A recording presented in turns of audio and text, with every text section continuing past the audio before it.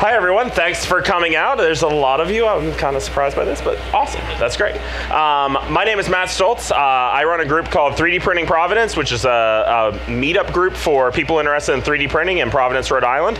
I'm an ex-Hackerspace founder from Pittsburgh, so I founded a Hackerspace and was president there for 3 years.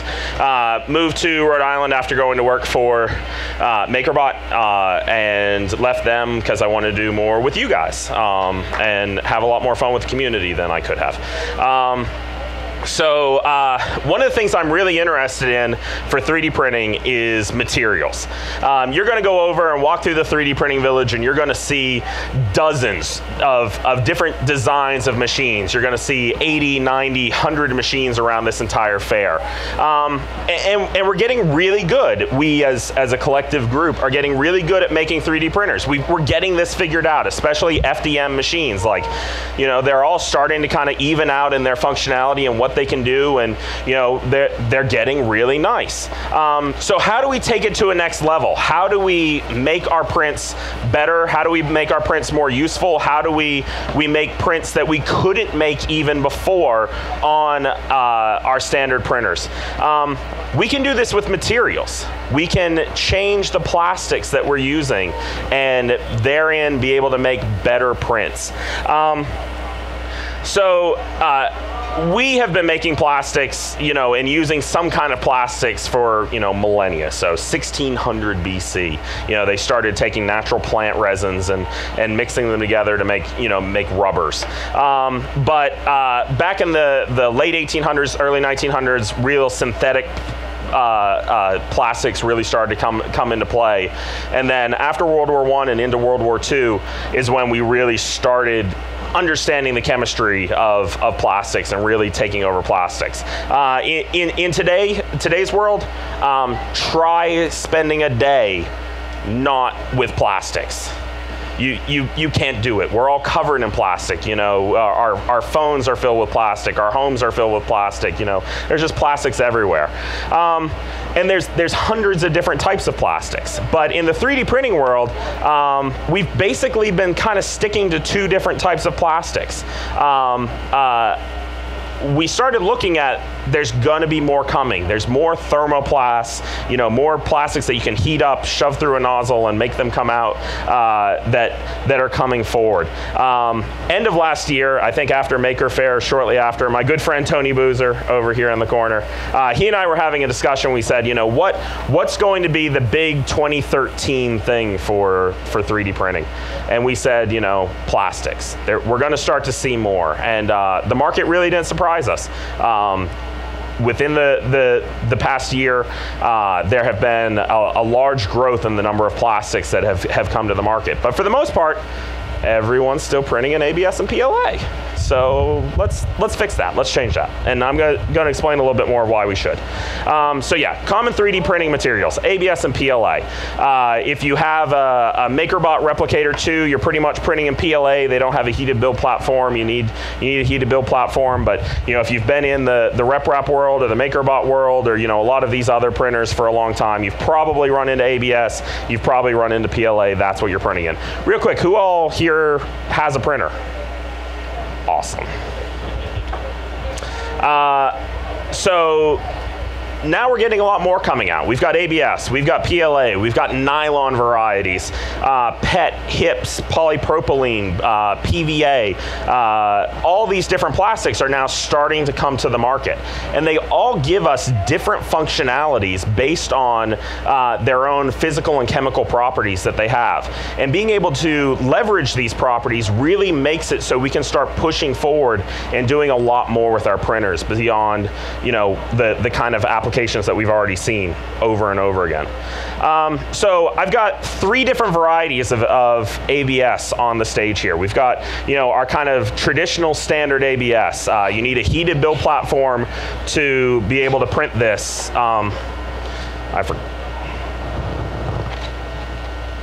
I forgot something, oh well. You need a heated build platform to be able to print this. You're typically going to print it onto Kapton tape, that gold tape that you see the covers of 3D printers coated in, or the build plates of 3D printers coated in. That'll make it adhere to the plate and keep it from warping or changing. So, you know, each of these different types of plastic are going to have different print characteristics that you're going to have to work through.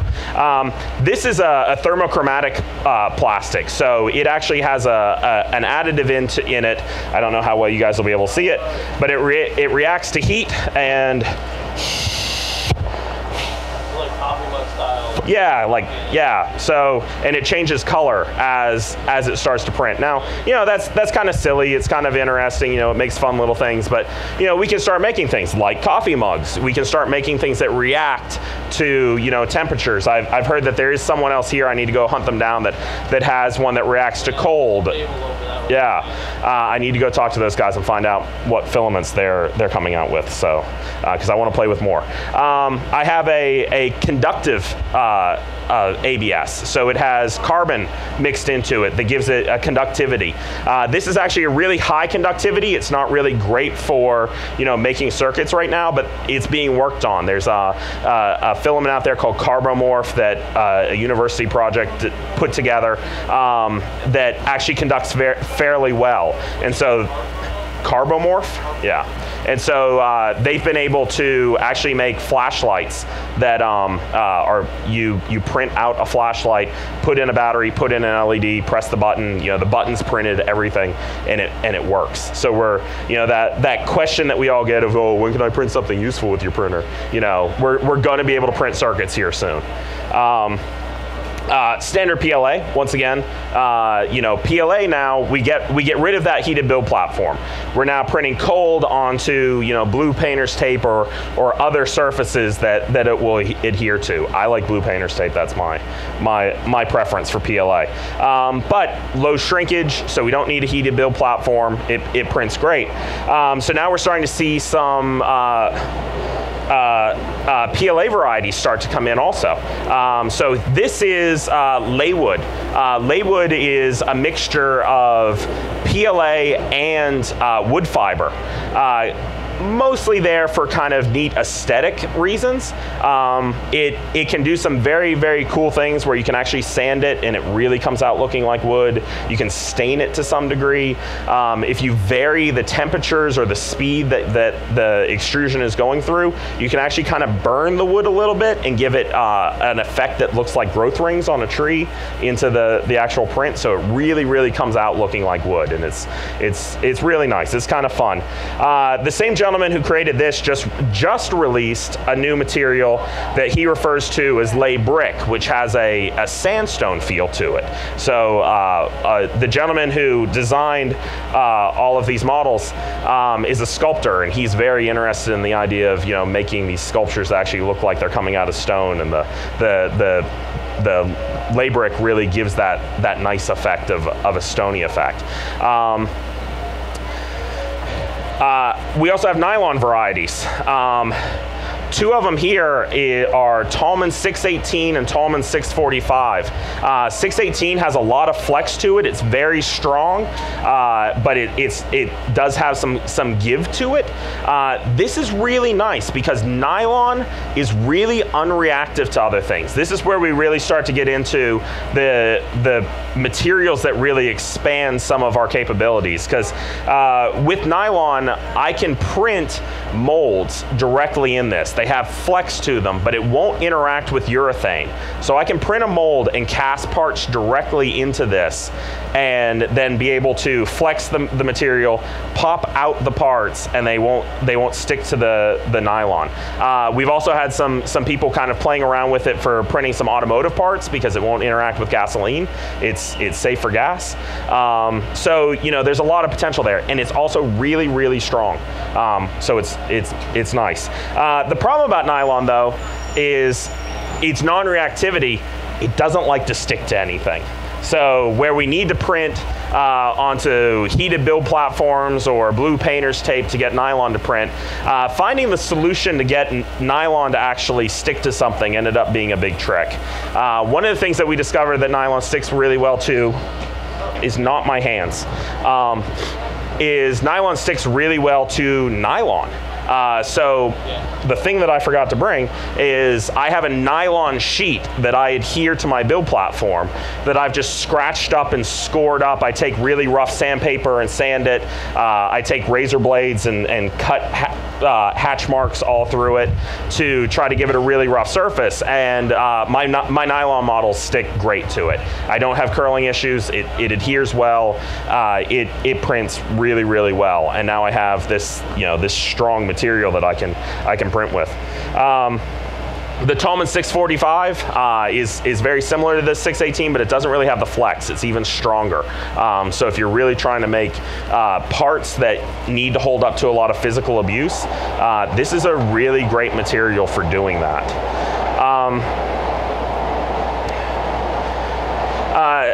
Tolman, the same company, recently released a PET material. So PET is the same material that you find your plastic water bottles being made out of. So recyclable, which is nice, and should technically be food safe. They've added some additives to it to make it really strong also, so they refer to this as T-glaze or T-glass.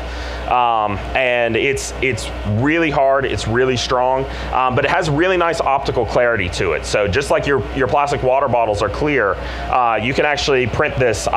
I did not print this in such a way to keep it clear, but you can print this at higher filament thicknesses or extrusion thicknesses and actually get it to have a really nice kind of crystalline clear structure to it, which is really great. But it's fairly new to the market and it's something that is still kind of being experimented with, but it prints really well. It goes right onto blue painter's tape without a heated build platform, perfectly fine, prints at about 220, great. So it's a really easy material to work with. There are some, outside of Tolman, there are some other vendors that are selling straight PET also. So there's a couple people out selling HIPS, and HIPS is one that's really kind of got me into this and really got me excited. So HIPS is high impact polystyrene. It's the same kind of stuff that a lot of food packaging comes around, but it prints great. It's really, really nice. I actually like printing in it better than I do in ABS or PLA. I just think it actually comes out with really nice prints. But it also interacts really well with ABS in some fun ways. So when we start looking at these materials and these interactions, the real trick to this is when we start mixing materials. What happens when we have a dual extrusion machine and we start printing in more than just one material at a time, and we start taking these different abilities together? I first started out with the nylons and trying to print nylons with other things, and like I said, nylons won't stick to anything, so nylons don't really interact well with each other. But HIPS sticks really well. So your dual extrusion machine no longer becomes about two colors. It comes about mixing two different types of material. So I can print ABS and HIPS together. Unfortunately, I had some really good models to show you guys of some of this stuff that were over at my booth, and someone stole them about 15 minutes ago. So if you see anyone walking around with a little black and white cube and a little hollowed out cube, punch them and bring it back. So, yes, so ABS is my main material and HIPS is support, exactly. So I print and you can see a little bit in this model, I print in ABS, so everything black here is ABS, and inside of this cube, it was filled with HIPS. And then I can take this model and put it into a solution of limonene, which is a natural, what's the word I'm looking for? It's a natural solvent that, thank you, I'm getting tired. It's a natural solvent made from lemon peels and orange peels, and it's able to dissolve away all of the HIPS, leaving behind only the ABS. So this means I can create far more complicated structures. You could not do these overhangs and have them be clear with a standard FDM machine. You need to have support. What's the difference between that and PVA? PVA, the PVA varieties that we're mostly seeing on the market right now, they don't adhere really well to ABS. They adhere okay to PLA, but not that great. So once again, I looked to my friend Tony. Tony really got me kind of down this road, and he did some of the early experimentation with PLA and PVA, and kind of got things working. But PVA's finicky. So PVA is polyvinyl alcohol. Yeah, polyvinyl alcohol, and it can actually be dissolved in just plain water, which is really great. But then again, you also have to keep it in basically a Pharaoh's tomb to keep it dry after you open the package, before it just goes totally bad. So it's expensive, it goes bad quick, and it doesn't adhere well.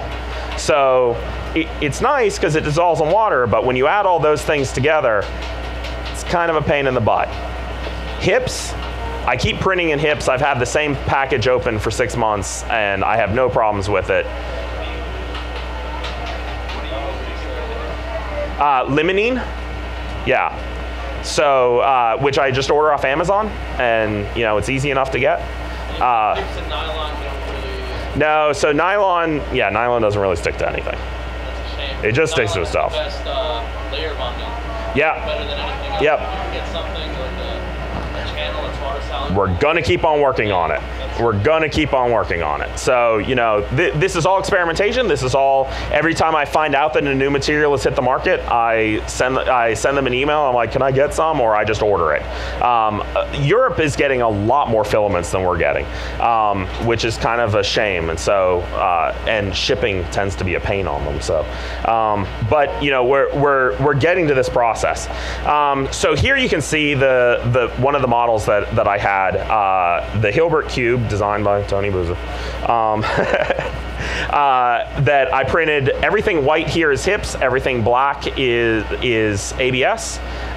Here it is floating around in a little jar of limonene, and that is the final print that comes out. So as you can see, anyone who's familiar with an FDM machine, you would not be able to print that and get that to stay on a normal machine. And that's really neat. It's really cool. You can do really nice sculptural work because you can do all of this. But where it gets exciting to me is mechanics. Now, because I can do two materials and I can melt a material away, I can do things like printing gearboxes or printing other mechanical movements, fully assembled, fully printed as one piece, and then dissolve away any support material that's needed in the middle to keep them from adhering when they're first printed, and then you have a fully working machine in the end. Somewhere, I think that one I left in for about 24 hours just to make sure it was totally 100% clean. But after probably about, leaving it overnight, 12 hours or so, you can start kind of smearing it away and picking it away. From the people that have been experimenting with it since I released this, I've heard different numbers from different people, so. If you leave it in too long, it will eventually start to eat away at the ABS and leave your ABS more soft. But if you kind of get it in just long enough to get rid of the hips, as you can see, this is perfectly strong, great ABS. So, and it leaves all your prints, at least for a few months, smelling like oranges, which is kind of nice. I like oranges. I haven't done it yet. I bet it would work. Have you done it? PLA and hips? Have you tried it yet?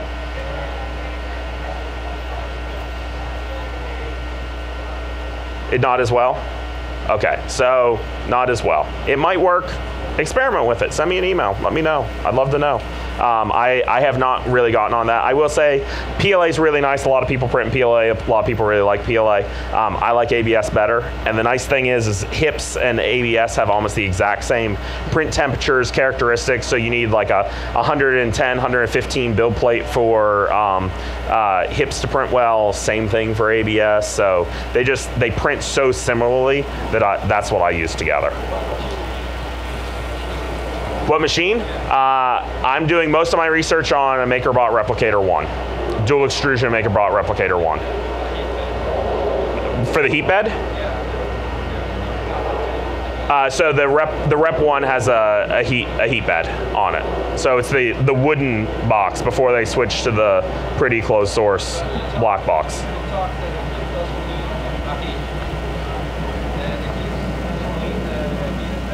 The hips does need heated bed. Yeah, so it prints on a 115 heated bed. Which materials are good for the machines without the heated bed? Any of the PLA varieties will go fine, PET will go fine, and Nylon. So all of those will go without a heated bed. The only thing that you need with the Nylon is to put down a nylon sheet so it's capable of being printed. Where can you find the materials? Here's another example. We'll get there in a second. So here's another example of a model that I did. It has a lot of overhangs. There's no way to print this. So I was able to print it with HIPS support. HIPS also tears away as a tear-away support material. It tears away from ABS very well. It adheres during print time and then removes cleanly. So I'm able to manually remove most of the HIPS and then just dissolve away the last remaining bits afterwards. This model is over at my booth in the far end over here, so if you want to see how this actually came out in the end, I have them over there. Where to get the materials? Filico.com, that's where I go to get HIPS. They are a great supplier. They are the kind of end user end of Village Plastics, who used to be one of the main suppliers of just about everyone's materials out there. But they're releasing some interesting stuff, and the first thing that they did was release HIPS and put it out there, and they didn't quite know how awesome it would be until we started playing around with it, and now I've sold a lot of HIPS for them. Tallman.com. Tallman is the producer of all the nylons and does the T-glaze PET. He is great. He is coming out with new filaments all the time. He has 2 new nylons on the way to the market. The next one will be FDA approved, so it will be totally food safe. So that's going to be a lot of fun. And MakerGeeks.com. I just found these guys a little while ago, but like I said, there's a lot of stuff missing on the market that, you know, here in the US that is pretty prevalent in Europe. And MakerGeeks actually seem to be importing a lot of stuff and selling it. So if you're looking for some of the exotic stuff, MakerGeeks.com is a great place to get it. And they even have an exotics variety pack, so you can just get you know, a couple, you know, 10, 20 feet of, small samples of a lot of these exotic filaments to just give them a try and see what you like. If you want to see more about my research and more about the different stuff that we're doing, 3dppvd.org is the meetup group that I run, and where planes.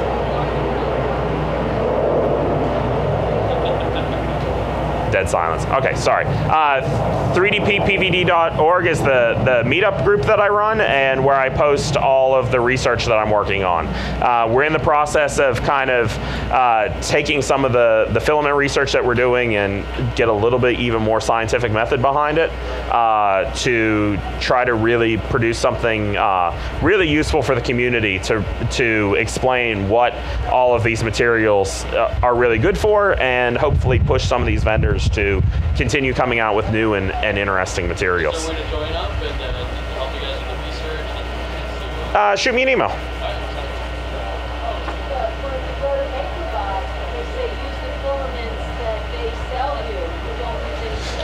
Right. So all of the 3D printing companies are going to tell you to use their filaments. It's absolutely true. So this is all kind of use at your own risk. You know, experiment at your own risk. But you know, MakerBot wants to make sure that you're getting, you know, a constant, you know, level of user experience. And so they want you to use their materials because they also want to sell you their materials, but also so that when you call up and say, you know, my bot's not working, it's not because, you know, you tried to put weed whacker line through your, which people are doing. Yes.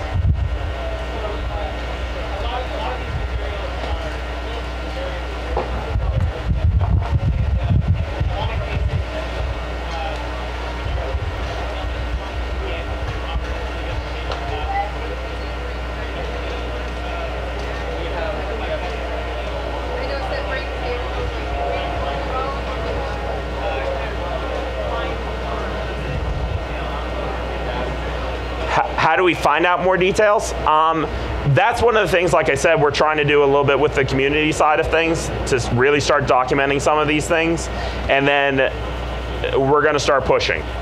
You know, once there's enough of us saying, hey, we're using other filaments, hopefully we can get enough of us saying, hey, tell us what's in your filaments. I mean, a lot of these people are going to want to keep their recipes a little bit of a secret so they stay proprietary, so they're the only ones selling these things. But, you know, hopefully we can get them to be a little bit more upfront with them so that we can know, you know, better what's in there and, you know, what that is going to do to our machines / our health as we use them.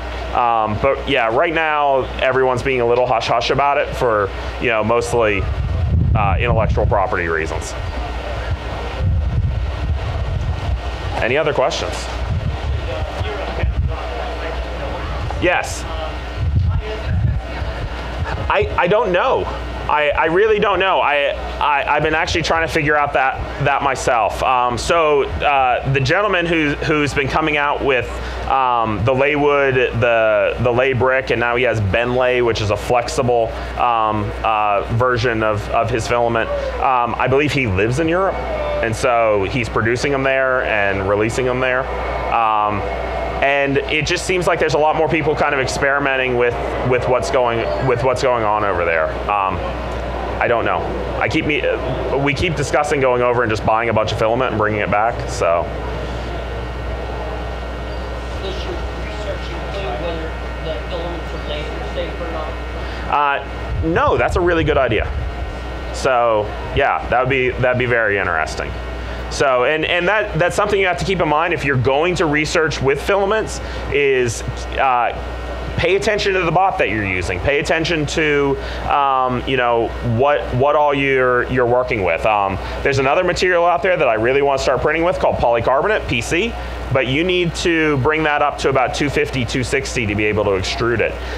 Most of our extruders out there have somewhere close to the extruder end have some peak insulators, and those will break down into toxic chemicals at about 250, 260. So 5 minutes, okay. You kind of have to be careful of what you're experimenting with and make sure that it will work with your machine without causing any problems. So the polycarbonate and a lot of these materials are all going to be found on one of those websites. Polycarb's a little hard to find. You'll have to do some look for it, but almost everything else can be found on the others.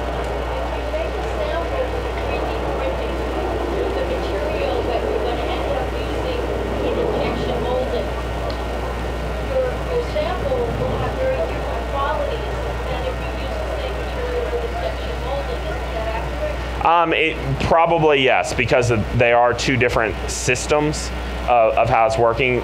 I don't know necessarily enough about injection molding to fully answer that question, but that would make sense. Yes. Oh, one second. This gentleman, I've been ignoring him for a few seconds, so go ahead.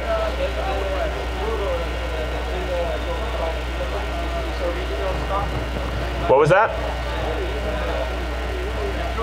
Yes. Yeah, I don't have a modified extruder. I'm trying to do all of my research on stock material, on stock machines. That way, as I'm passing it out to all of you guys, I'm not really altering anything that you wouldn't be able to do. If I do make any changes, I will note that in the research that I release for sure. What was that? speak to how some of these materials behave when they fail? Not really. I mean, different ones are different ways. One of the reasons I don't like printing in PLA that much is I find it really brittle and it breaks a lot. It doesn't have a lot of give to it.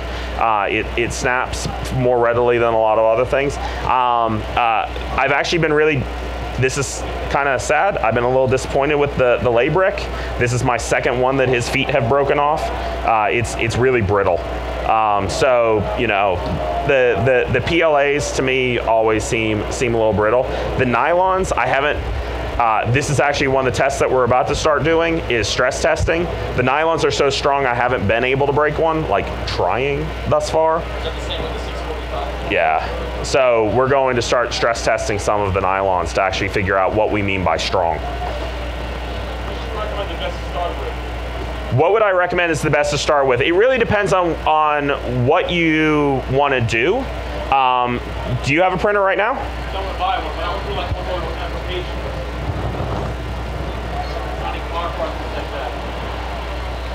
You can start with some Tallman 618 right here. So, and anyone else who wants to play around with some, come meet me on the side after the talk. And Tallman was nice enough, since I was doing these talks, to give me a bunch of 618 to give out to all of you guys. So, get started with nylon. It's awesome. 1.75. So, if you have a 1.75 extruder, come see me after. Have you been experiencing any bleeding with the nylon? Bleeding? Yeah, like when if it goes over an empty channel kind of thing. I've been getting a lot of that. I have not had any experience with that yet. Okay. So, 1 minute? All right. Is Ultim on your radar with the heated build chamber? Anything with a heated build chamber is on my radar. I haven't actually heard about that one necessarily, so that's not directly on my radar. But heated build chamber will be very interesting. You know, you can get your chamber fairly well heated if you just seal your bot up fairly well. So, you know, put it in a big plastic box, and the heated bed and the extruder will keep it fairly warm in there. The drafts cause more problems than you know, not actually having a heated chamber for the most part.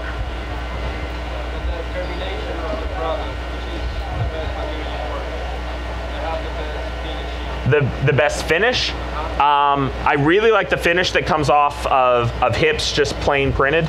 A lot of people have been pretty amazed looking at that, at how clean it is. But as far as finishing techniques go, you can do a lot more with ABS than you can pretty much anything else. So that's probably the end. Yes, ask more questions. I will be at my booth if you kind of follow this fence the whole way down as far as you can go, I will be down there. So come check me out, ask me any questions. I'd be more than happy to answer. And I'm gonna hang out to the side here in a second. You know, if you want a filament, come see me.